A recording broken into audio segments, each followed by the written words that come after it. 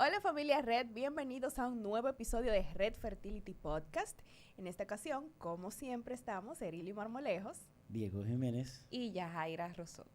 El día de hoy tenemos un tema muy importante que pudiéramos decir que es una problemática de salud ahora mismo en nuestro país. Es una enfermedad que se está replicando y que estamos teniendo muchos casos, muchos de ellos con gravedad. Así que por eso hoy trajimos un gran especialista para que nos hable al respecto sobre su tratamiento y su prevención especialmente. Y se estaba hablando que hay que ponerle tanta importancia como se empezó lo de la pandemia, de tan grave que está la situación en estos momentos. Y por eso uno de los temas que quisimos traerle a la audiencia de Red Fertility y además de eso a toda la población es de un excelente compañero que nos va a hablar mucho sobre eso. No, y que como dijimos en el programa pasado, quisimos aperturarnos a nuevos temas y a nuevas problemáticas que afecten a la población en sentido general. Claro está, no es que vamos a dejar a un lado la fertilidad, vamos a seguir abordando temas acerca de ellos, pero así como tuvimos ese acercamiento hacia temas diferentes como la aceptación que tuvimos del tema de la prevención del suicidio, esta enfermedad que se ha convertido en una enfermedad endémica y que es altamente prevenible porque nosotros podemos poner todo nuestro granito de arena. Nosotros apostamos a la medicina preventiva.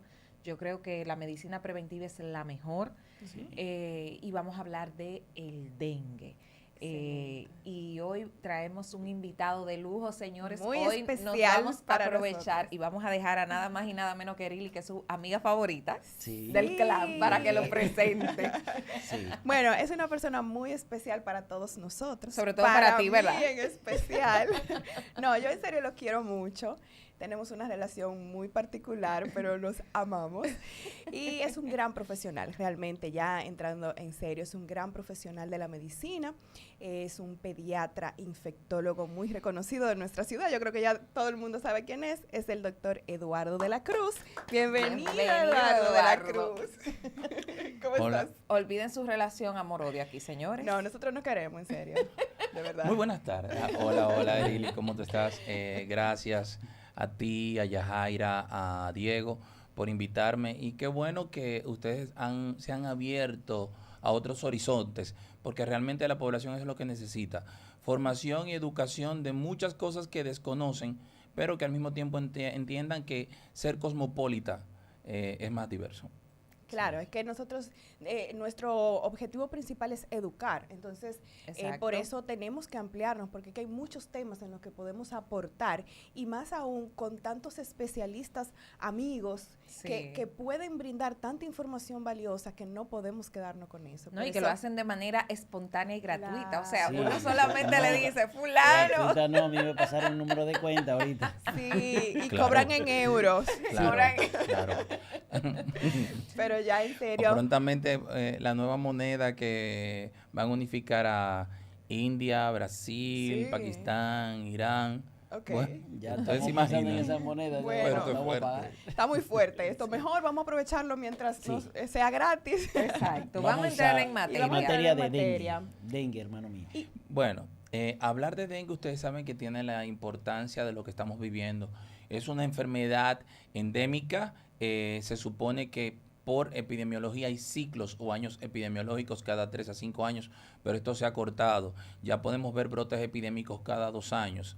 Se supone que el año 2023 es el termómetro a lo que viene o se avecina en el año 2024, y no fue así. Aunque yo desde principios del año 2023 siempre tomo en consideración el relieve. El brote de dengue comienza de abajo hacia arriba, desde Sudamérica, Centroamérica y el Caribe. ¿Por qué? Porque ustedes saben que el invierno de nosotros es el verano de Sudamérica. Y países como Perú, Brasil, Argentina, Bolivia hacen un boom en tiempos del invierno o del otoño de los países caribeños como nosotros, y comienza el repunte de ellos, sube. Cuando vamos entrando ya en la fecha de mayo, junio, se suponía que debíamos tener el inicio del brote epidémico entre mayo y junio, y no fue así. Ahora bien, Franklin fue el detonante, la tormenta Franklin fue el detonante del disparo de los casos de dengue, donde también aparecieron casos de leptospirosis. Mira, hay algo que a mí me gustaría que nos aclares, Eduardo, y es el hecho de que el dengue es una enfermedad transmitida por un mosquito, ¿verdad?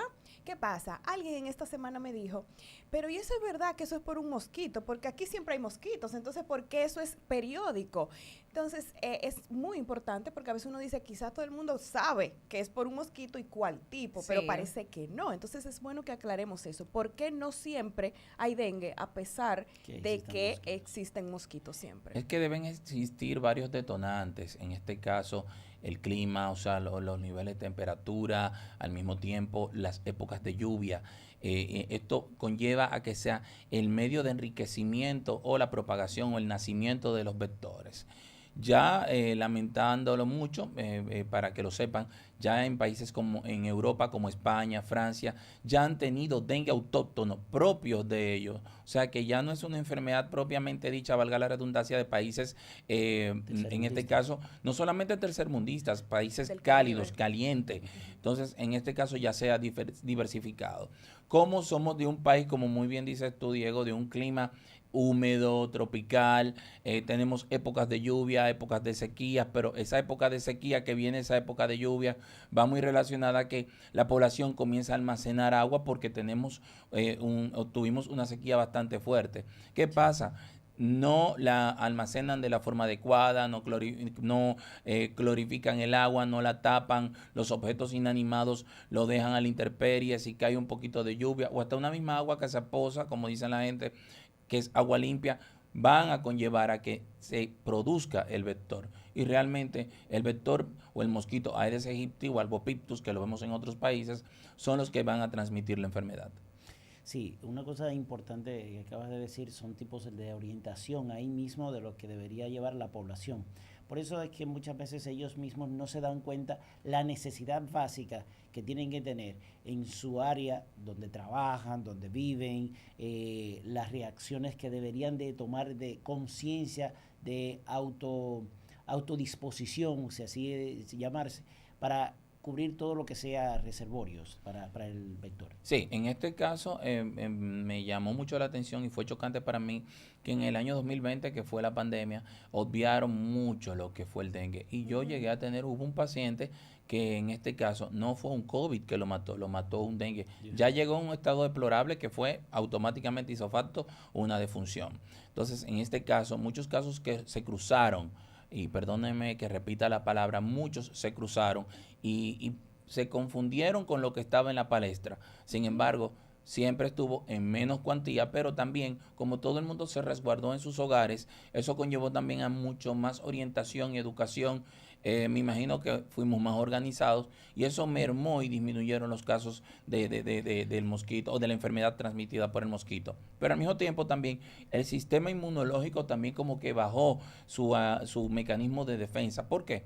Es como los ladrones. Tú pones candado para que no te roben, pero si tú estás viviendo en un lugar que se supone que no van ladrones, tú automáticamente ya no pones cerco eléctrico, no pones verjas. Sí. Y es lo que pasa también con nuestro sistema inmunológico. Y eso fue lo que pasó. Este boom, esta avalancha de enfermedades, tenemos influenza B por un tubo y 7 llaves. Hemos tenido casos de pacientes con sindemia, con influenza y dengue, con COVID y dengue. Y han hecho el cuadro catastrófico que es el síndrome inflamatorio multisistémico. Y lo tuvimos inclusive con el hijo de una compañera de trabajo de nosotros allá en la clínica. Dios. Y entonces, cuando hablamos de que el crecimiento de vectores ocurre en objetos inanimados, quiere decir que no está exento a ninguna clase social. A ninguna. O sea, que aquí tenemos que prevenir todos, porque en cualquier casa hay una piscina. Pero claro. En cualquier casa hay un jardín donde tenemos una bonita fuente o donde tenemos algún tarro bonito con matas y que puede provocar el crecimiento de estos vectores. Y también nosotros tenemos que hacer la prevención en esos sitios. O sea, que nadie está exento a que le dé un dengue. No, claro. En esto tenemos que estar claros todos, que no hay distinción de clase social. Ahora bien, sí, uno aprendió también de la pandemia cómo esta enfermedad comenzó a transmitirse fue en personas de la alta sociedad o de la clase media alta. ¿Por qué? Porque tenían la facilidad o el acceso de hacer sus viajes vacacionales hacia Europa, donde fue que todo empezó.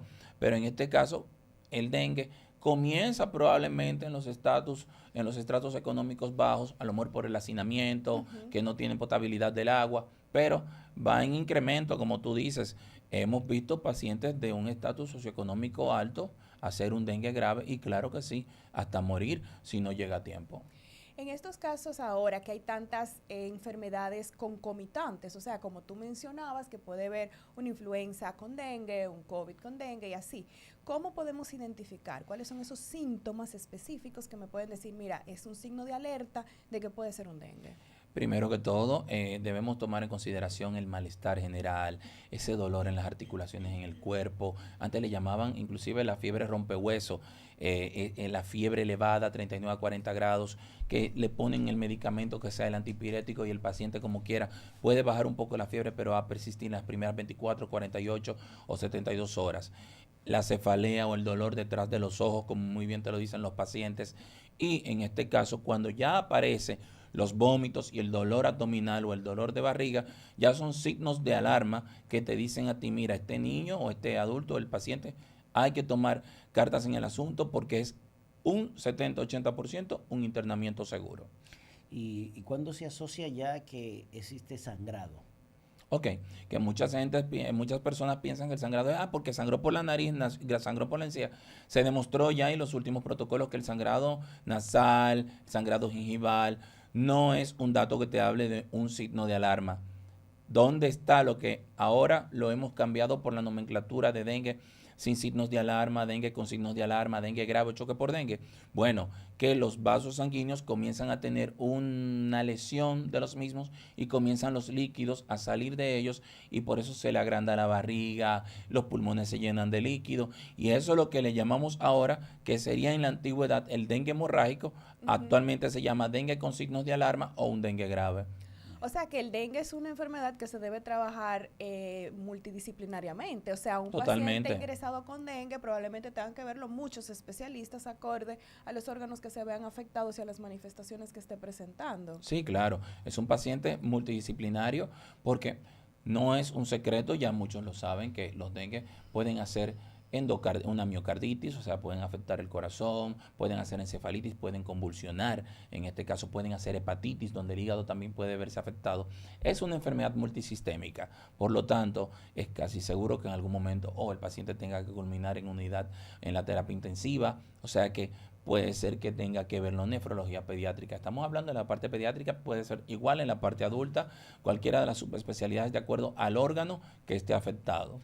Yo me estoy dando cuenta cuando tú mencionas todas estas sintomatologías que tienen los pacientes, que debería de tomarse en cuenta todo esto que le puede pasar tanto a su familia, tanto a su hijo, como a su pareja, a todo el mundo en la casa, que no se lo debe de dejar al gobierno, porque mayormente nosotros los dominicanos, cualquier cosa que pase, tenemos que depender del gobierno que nos resuelva esto. Pienso que es la concientización de cada uno en cada hogar. Y que no tenga que esperar que si se fulmiga, que si no se fulmiga, que si aparece un milagro de que solamente la gripecita que tenía no era un dengue. No, es objetivo. Usted tiene síntomas, usted acude a la emergencia de cualquier centro de salud. Claro, y que no abarroten las emergencias, vayan a su consulta. Si hoy a usted o a su niño le dio fiebre, tenga el antipirético que usted siempre ha conservado en su casa, déle el medicamento, bañe al niño y al día siguiente vaya a la consulta correspondiente de su médico, porque abarrotar las emergencias conlleva a complejidad y a un colapso que probablemente el paciente que sí amerite el seguimiento, entonces se nos complique más. ¿En qué momento ese paciente que tiene síntomas, puede ser niño, mujer, embarazada, adulto, que ha presentado síntomas, debe de acudir a esa consulta? Ya sea consulta o emergencia. Se supone que el paciente inmediatamente ya tiene la fiebre, el dolor en la articulación, el dolor en los músculos, debe ir a la consulta. O sea, estamos hablando ya de las 24 o 48 horas. ¿A qué médico? Bueno, en este caso el paciente pediátrico que vaya a la consulta de su pediatra. También, obviamente, si ya el médico pediatra, como el médico internista, detectó algo, puede referirlo al infectólogo. Pero Se supone que el dengue es una enfermedad que meramente todos los médicos debemos de saber manejarla. O sea, en este caso no es no porque tiene que ser el infectólogo, no. Todos los médicos, incluyendo los médicos generales, deben tener una noción del manejo de un paciente con dengue. O sea que debemos tomar en consideración eso. Ahora, cuando ya hay alguna complejidad o una alta complejidad, comienzan las subespecialidades como infectología y otras donde deben entrar a dar el seguimiento al paciente. ¿Se ingresan todos los pacientes con dengue? No todos los dengue se ingresan. Inclusive he hecho mucho énfasis a la población de que lo que va a matar al paciente es la deshidratación. O sea, que en este caso si el paciente no está orinando, ahí es que está el problema. En el año 2019, la única mortalidad que tuvimos, Yajaira, allá en la unidad de dengue, fue un paciente que nos refirieron de otro centro con 125,000 plaquetas. 125,000 plaquetas. Pero el niño no estaba orinando.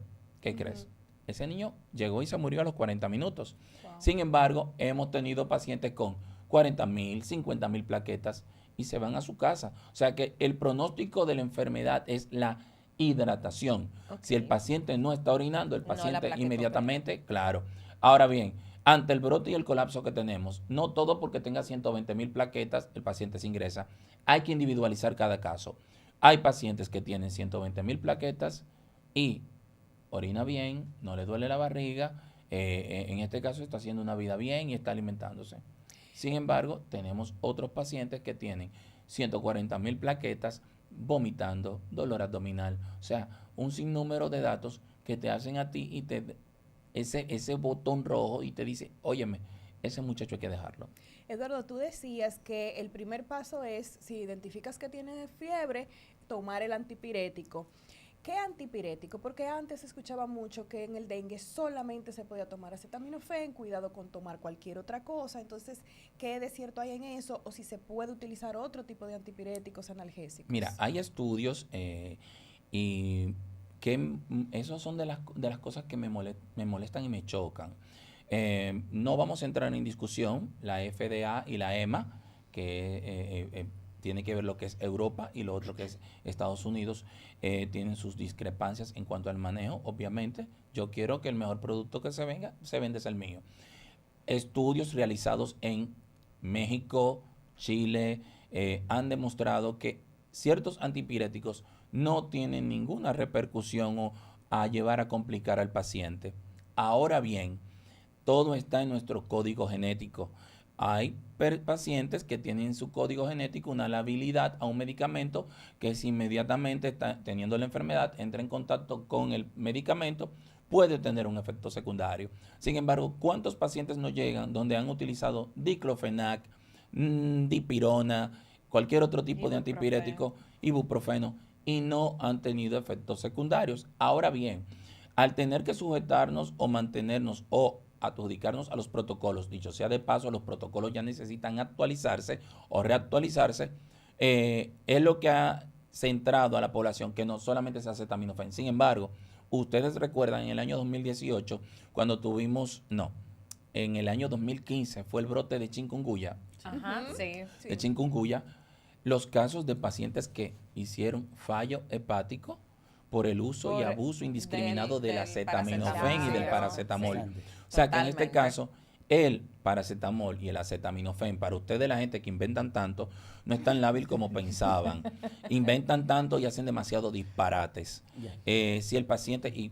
Qué sí, bueno.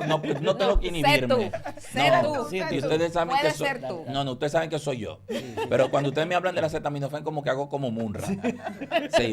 Entonces, en este caso, me molesta. Ahí en el control master se está riendo, pero claro, sí. Cuando recuerda que me molesta, por ejemplo, cuando te llaman, sí, le di la acetaminofén a las 3 horas, no ha mejorado la fiebre. ¿Y qué tú quieres que yo haga? Hay que darle tiempo, hay que bañarlo con agua tibia, ni agua fría, ni agua caliente, y lo hacemos ya para ir mejorando el termostato. Pero también está la otra cara de la moneda. No, como la fiebre no le bajó, le di el acetaminofén otra vez. 4 horas, en un lapso de tiempo de menos de 4 horas. Un hígado pequeño, un hígado lábil, tú lo estás sometiendo a una lesión que puede llevarlo a una falla hepática. Y hablábamos de las hepatitis fulminantes o los fallos hepáticos. Y lamentablemente, si ese hígado deja de funcionar, a usted madre o padre que quieren ser protagonistas de esta situación o están desesperados, si los que están esperando en lista para un trasplante de hígado, imagínese un niño que llega con una falla hepática isofacto, donde usted sabe que lo que va a culminar es en la muerte.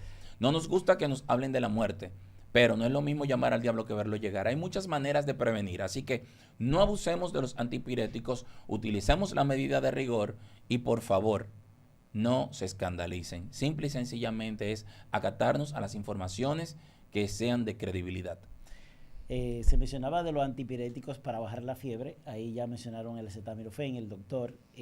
También se mencionó las plaquetas y también se mencionó la parte hepática. En Laboratorios Morilla Gómez están las analíticas específicas para realizar el diagnóstico a tiempo. Está en la Pedro J. Casado frente a Refertility. Ahí pueden contar con un sinnúmero de analíticas y pueden hacerlo hasta en su propia casa. Guarda el número que te di. Está bien. Guárdalo. Mira, Eduardo, realmente tú dijiste una palabra muy importante y es no se escandalicen, no nos alarmemos, pero sí actuemos. Porque Totalmente. no es lo mismo decir, no, el doctor dijo que no nos alarmemos, eso vamos a cogerlo suave porque eso no hay problema. No, aquí eso es lo Eso que es me muy da miedo, eso me da diferente. miedo también. Eso es como Claro. cuando tú ves a la gente, viene un huracán Sí. y tú ves a la gente tranquila, eso no va a entrar. No va para adentro.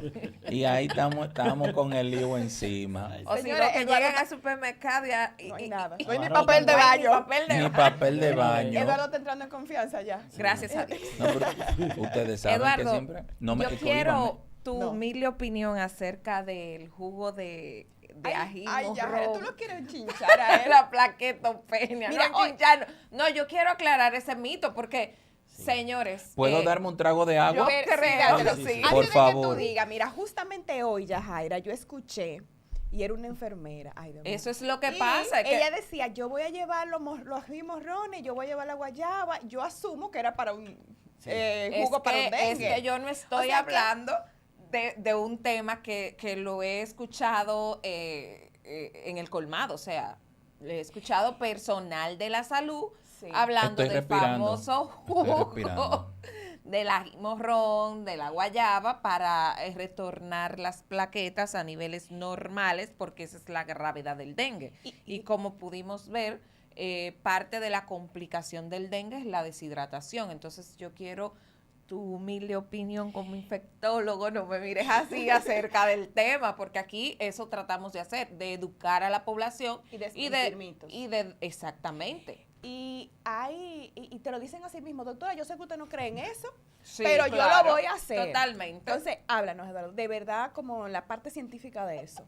Sé tú, no hay problema. Él no quiere responder ahora, señores, ¿qué hacemos? Ya Casi bebiste todos los agua. pacientes que terminan en la unidad de terapia intensiva con los abusos que ustedes le dan son los pacientes que se complican o los que se mueren. Ají morrón, batido de habichuelas negras, gracias. La sopa de pecho de paloma. Sí, famosa. Sí, Para el asma famosísima. también esa es buena, dicen. No sabía eso. Un sinnúmero de brebajes que conllevan a que el muchacho no se lo quiere beber. Cuando tú lo obligas, y es un niño que tiene 50,000, 40,000 plaquetas, y tú lo obligas, al estimular el vómito hay una lesión de la mucosa intestinal y comienzan a hacer las hemorragias pulmonares. Y eso también conlleva que el paciente se complique, entonces probablemente nos entre en un shock y pueda morir. O sea que la gente tiene que dejar de inventar tanto. Ahora, si al niño le gusta y se lo quiere comer en ese momento y tiene hambre, que se lo coma. No le va a subir plaquetas. Así que ni siquiera, aunque baje Jesucristo por segunda vez, piense usted que las plaquetas van a subir con esos brebajes. Mira, con ese tema, déjame comentarle algo al respecto. Y es, por ejemplo, esa combinación de guayaba con ají morrón son dos alimentos con un buen aporte de vitamina C. Sí. Entonces, ¿qué quiere decir esto? Que como dice Eduardo, el niño lo acepta, es un jugo, o sea, eso es un batido, eso es un alimento. Ay, pero el niño que te pone una cara... "Ah". No, es que, exacto. Pero no quiere decir que eso tenga un efecto en las plaquetas. en el incremento de las plaquetas ni en disminuir la gravedad. Eso es un aporte nutricional como que usted le dé una naranja, como que usted le dé un pedazo de piña, como que usted lo alimente a ese Hubo un niño a que esa me puso una paciente. cara, me estaban dando una cosa prieta. Y mira la sopa, el batido de habichuela con leche Carnation, por favor. Bueno, yo tengo un conocido muy cercano que ya quien me conoce y de donde soy, el hombre es muy famoso porque siempre tiene paloma y tiene tórtola en su freezer. Las famosas tórtolas. Sí, y entonces hay alguien por dengue y acuden a la casa de ese señor. Oye, necesito 2 tórtolas porque me dijeron que me suben las plaquetas. Entonces, todos esos tabúes puede que hace que empeore el cuadro, que le tengan fe a que se van a sanar y que le mandan a hacer un análisis. A veces ellos mismos leen el análisis y no lo consultan con un médico. De las plaquetas de 150,000, ellos la ven cerca y dicen, no, eso está bien. Entonces viene el cuadro clínico, viene el empeoramiento y llega con el dengue complicado. No, el problema que yo veo en este tipo de situaciones también es que ellos dejan de un lado el tratamiento médico. Claro, Porque claro. tienen mucha creencia en todo este tipo de tratamiento natural. Y como decían en el recetario ayer, lo natural hace daño. Claro. Claro. O sea, cuando hablamos de las principales drogas, vienen de lo De hojas. natural. Claro. Son No, hojas naturales. Claro, y tú me pones a mí, Yajaira, y excúsame que te interrumpa, yo estoy totalmente de acuerdo con los fitofármacos. Los fitofármacos estoy al 200% de acuerdo. Inclusive es lo que viene para el nuevo milenio, es lo que se está adentrando como el uso de estos en pacientes con enfermedades catastróficas como los cánceres, las leucemias, o sea, y otros tipos de enfermedades de tipo metabólicas. O sea, estoy al 200% de acuerdo con los fitofármacos. Ahora bien, hay estudios, hay una parte donde se ha investigado, pero no cree usted que porque usted va a hacerle, como tú dices, el batido de estos brebajes, van a ser efectivos ante un paciente que está enfermo. No, y que sustituye un tratamiento médico que ya ha sido evaluado, que ya ha sido probado científicamente de que sí funciona por este tipo de brebaje, y lo que hace es ir condicionando a que esta enfermedad vaya progresando, y probablemente algo que se podía resolver con algún tipo de tratamiento menos costoso, pues llega en una condición en el que si solamente estaba afectado un órgano, probablemente se convierte en una enfermedad multisistémica. Y entonces un paciente que se podía tratar desde la casa ya tiene que ser un paciente que tenga que ser tratado de una manera interna, o muy por el tenga que ser tratado en una unidad de cuidados intensivos. Sí, hay algo Ese que es la el gente, hay gente riesgo. que la gente tiene que saber. El dengue es súper sencillo si llega a tiempo el manejo de estos. Ahora bien, hay pacientes que llueva, truene o ventee, inmediatamente usted sospecha y vea que hay pruebas de laboratorio que están relacionadas a que es un probable dengue. Pacientes con enfermedades de base, las embarazadas. Sí. Las embarazadas tienen que inmediatamente ser ingresadas, les guste o no, aunque usted se sienta bien. Hay un riesgo enorme de que si hay una caída más brusca de las plaquetas, hay un desprendimiento de lo que es el bebé, porque ya no se puede decir producto, pero es bebé. Entonces, Sí. en este caso, viene la complejidad y ustedes saben la situación catastrófica que se presentaría. No, lo que pasa es que con las embarazadas sucede que hay un cambio sistémico. Totalmente. Hay un cambio de todo lo que es el sistema de coagulación. Totalmente. Entonces, estas pacientes, y un cambio en el sistema inmune. Entonces, estas pacientes, enfermedades de tipo que afectan todo el sistema inmune, puede ser como esta, el COVID, influenza, pues van a afectar de una manera más fuerte que un individuo que no tenga ninguna enfermedad. Es tan tal que ahora que estoy haciendo mi tesis de la maestría que culminé, mi tesis está en base a los pacientes con dengue. Qué importante es conocer la base bioquímica o molecular de las enfermedades y cómo un dato que tú lo desligas a la enfermedad está tan unido a esta. Por ejemplo, en este caso, cuando estaba yo investigando de los marcadores biológicos que quiero utilizar en el dengue, como la parte de los pacientes que tienen niveles de colesterol niveles por debajo de lo normal y otros que lo tienen en niveles por encima, ¿en cuál de estos puede repercutir y puede ser el cuadro del dengue mucho más grave? O sea que la parte nutricional, la parte... Metabólica. todos los pacientes que entran en intensivo, independientemente que sea dengue, entran en una fase de catabolia que deben de ser atendidos por el servicio de nutrición. Eso es bueno que la gente lo sepa. Entonces, estos pacientes Ellos se llevan mal, pero ahí están. Sí, él no puede vivir sin mí y ahí está diciendo lo importante que No, es. es la realidad. Todos los pacientes que están en intensivo y los dengue necesitan un cambio de manejo y en la parte inclusive nutricional, porque todos los pacientes enfermos, todos, hasta por una gripe, están en una fase de catabolia, de consumo de energía. Por lo tanto, necesitan un cambio y es un revuelo. Ya en la actualidad, ya la nutriología, porque para mí, nutriólogo y nutricionista para mí no es lo mismo.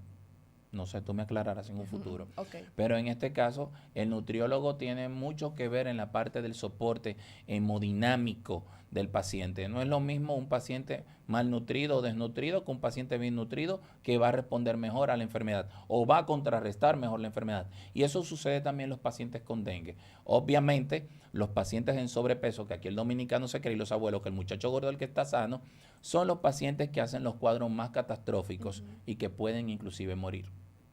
Sí, está muy, muy interesante el tema y creo que le está llegando a la población como debería ser.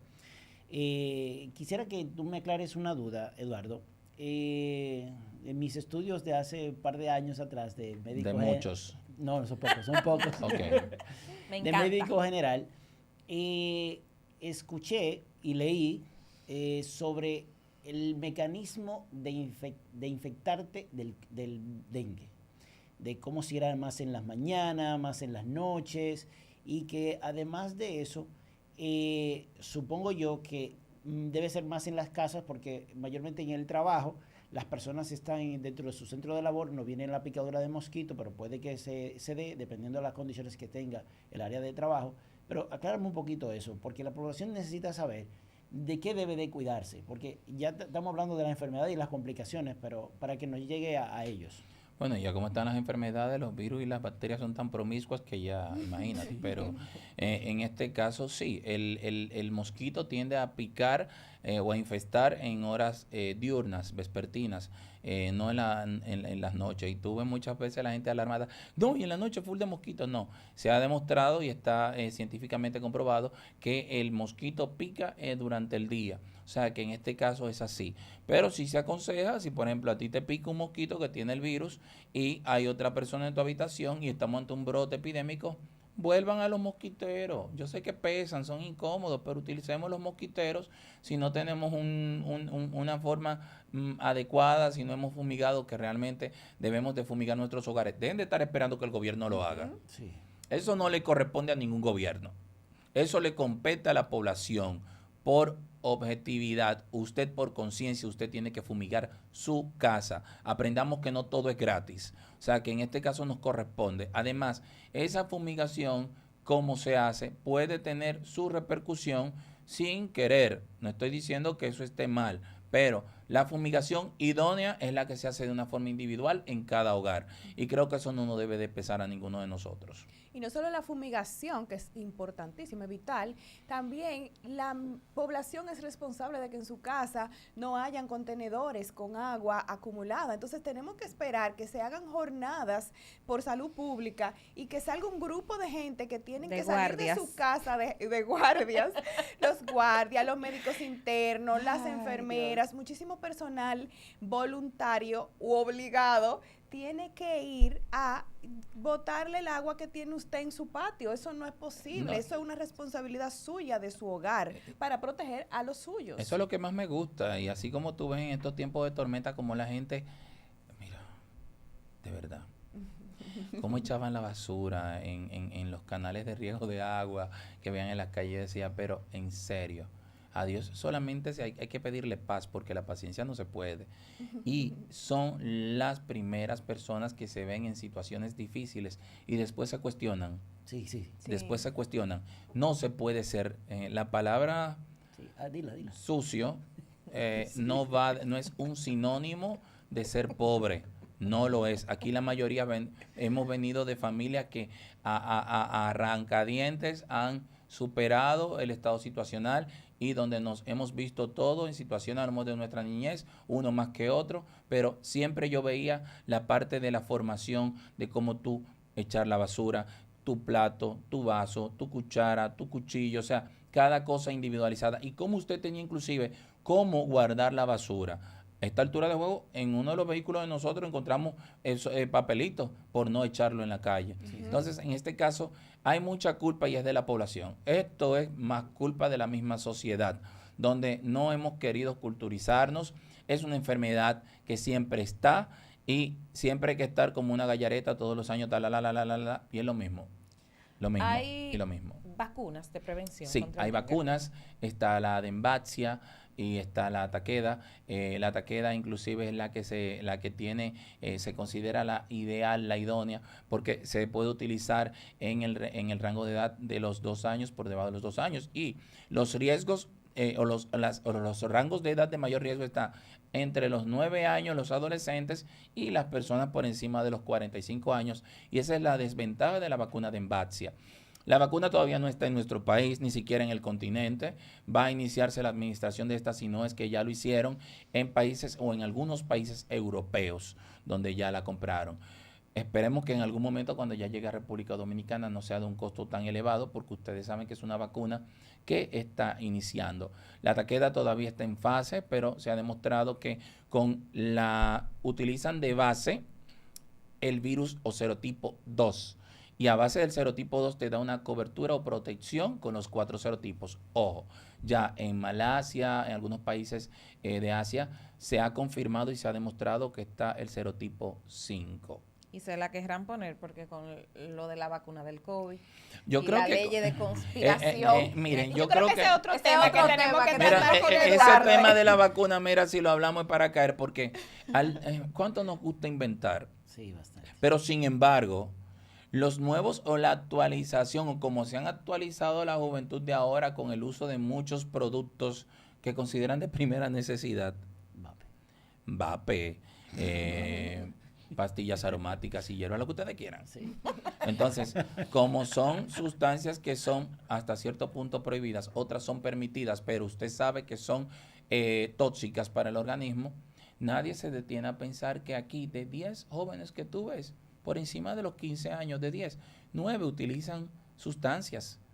Y nadie se detiene a pensar eso, al igual que la enfermedad mental, como muy bien decían ustedes. Entonces, ¿a dónde vamos a llegar? No echemos culpa. Ahora bien, todas las vacunas tienen sus efectos secundarios, pero no podemos satanizar una vacuna que cuando inmediatamente se comenzó a administrar en el mundo, la enfermedad comenzó a disminuir. Claro. Sí. Y volvimos a ser gente porque ya estamos. Claro, yo estaba harto de la mascarilla. Entonces, sí, no cansado, harto. Para ti fue difícil, o sea, fue difícil. Yo al ser en la primera línea. Al ser Team COVID, mira, es que es difícil olvidar, porque uno de los primeros pacientes que me llegó a mí, eso fue papi, tu papá. Cuando yo me acuerdo yo embarazada. Cuando yo vi al doctor Rosó, que yo vi a esta vuelta loca, a mí me dio deseos de llorar. Mira que yo soy duro. Y viene él y me dice a mí, tú estás preparada, o sea, yo embarazada. Claro. Tú me viste. Sí. Claro. Y yo decirle a Yaira, tú estás preparada, pero fue rápido. En ese momento utilizábamos el tocilizumab, que todavía sigue siendo de línea en pacientes con COVID grave, porque Teodorito hizo un COVID grave. Entonces, yo vivir eso, el tener yo que estar... decir públicamente, oren por mi papá. O sea, yo que soy y que trato de ser un poquito más reservada y yo decir, no, oren. No, fue difícil. Y llegaron las oraciones. Llegaron. Fue difícil, pero en este caso, gracias a Dios, salimos a flote. Tengo una preguntita, Eduardo. ¿Existe algún momento que una disociación entre plaquetopenia o plaquetas normales y la prueba del dengue, IgM, esté positiva? Podría darse el caso, porque hay personas que hacen, señores, que hay muchas personas que han hecho un dengue como una simple gripe en su casa. Y esos son los pacientes que cuando vuelven a hacer un dengue y que lo hacen grave, tienen el antecedente de que en algún momento hicieron un dengue, pero fue algo como un resfriado común, una gripecita, una fiebre momentánea y ya. Eso pasa muchas veces. Bueno, yo creo que quedamos bien ilustrados respecto al tema del dengue, donde lo importante aquí es la prevención. Esta es una enfermedad, Definitivamente. como decía Yajaira al inicio, altamente prevenible. Entonces es una responsabilidad nuestra que nuestros hogares estén limpios de contenedores que tengan agua sucia, agua limpia también. Sí, que Sobre todo agua limpia, porque ahí es sobre que todo crece agua el limpia, mosquito. exactamente. Entonces, vamos entre todos a cuidarnos, vamos a, si vemos en la casa de un vecino, vamos a amablemente aconsejarle, mira, No, vamos amablemente a botar. no. No, amablemente, Yajaira, Sí. porque Ah, tampoco no vamos a es ser que el violentos. vecino también nos va a contaminar a nosotros. Claro que Yo creo sí. que es una concientización de casa. Creo que una disposición de cada uno en su casa es tomar 10 minutos o una hora y pasar por el pasillo de atrás de la casa, donde haya un acúmulo de agua, ese recipiente voltéelo o bótelo o échelo en una funda y tápela bien, póngala en un lugar donde vaya a pasar el camión de la basura. Y además de eso, concientización al amigo, al vecino, llámelo y dígale, mira, ya yo hice eso, hazlo por mí, hazlo por mi familia, si acaso te va a visitar. Tomen conciencia como si se tuvo cuando el famoso COVID.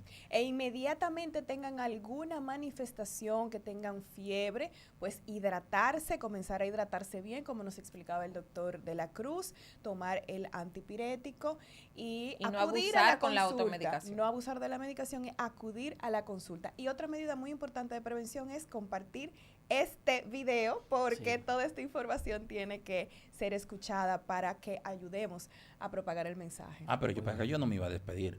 Ah. Claro que sí, Sí. Eduardo. Pues, Gracias. Pues nosotros ponme, estamos- ponme la cámara aquí que me vea. Ahí, Ya ustedes ven, porque es mi problema con No, él. a la población que también tenga algo claro. Dejen de pensar que esto es un punto de nosotros enriquecernos. Vayan a la consulta.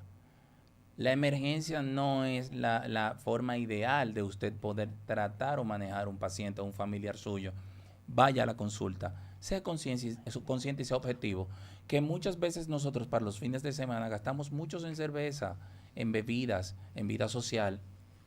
Dese una gastadita en ponerse una vacuna y en ir al médico, que no cuesta nada. Evita las enfermedades catastróficas que sí van a conllevar a un aumento en los gastos, que vamos a durar un tiempo pagándolos, y por otro lado probablemente tengamos que hacer una visita periódica a donde todos sabemos que vamos a culminar, que es al cementerio. Damos gracias al Laboratorio Morilla Gómez por hacer partícipe de Red Fertility. Allá encontrarás las pruebas que hemos hablado en este podcast. Están ubicados en la Pedro J. Casado, frente a Red Fertility. Ahí tienen la disponibilidad de todas esas analíticas. Y con el excelente servicio de que pueden ir a tomarte la muestra en tu Allá casa. mismo en la casa, sí, así mismo. Bueno, Eduardo, muchas gracias Muchas por tanta gracias, información, por ser Gracias. parte de Red Fertility. Tiene otro tema para acá, las Sí, vacunas, hay que nos hablar. lo de ese debes. tema. Claro, vamos a hablar de vacunas y a ver, en este caso, quiero ver todo lo que ustedes quieran escribir y vamos a responderles de una forma siempre y cuando sean con altura, porque las preguntas con altura tienen respuestas con altura. Así que dejen en la cajita de Ahí comentarios y envíenos también por nuestras redes sociales @redfertilityRD cualquier pregunta que quieran para el doctor en un próximo episodio. Sí, sería bueno. Y mis redes personales, Doc Marmolejos. Doctor Diego Jiménez. Doctora Yajaira Rosón. Recuerden que nuestra consulta en Red Fertility. ¿Y yo? Es que, ok. Ya ven que es un amor-odio ellos dos. Esto es una conspiración. Dr. de la Cruz. No consulta para ustedes. Siempre educación médica continuada en mi Instagram. Gracias. Ok, ya para finalizar les comentaba que en Red Fertility tenemos consultas de urología, de ginecología, de nutrición, psicología. Tenemos todas las pruebas diagnósticas para infertilidad y los tratamientos también para las parejas que necesiten acompañamiento para lograr su embarazo. Ahí Así estamos mismo. en la Pedro Casado número 12, en el edificio JM de la Cruz, frente al laboratorio Morilla Gómez. Con Sí. el teléfono 849-460-3051. Ay, A qué sus chao. órdenes. Perfecto. Hasta la Hasta próxima. luego. Nos Bye. vemos. Gracias.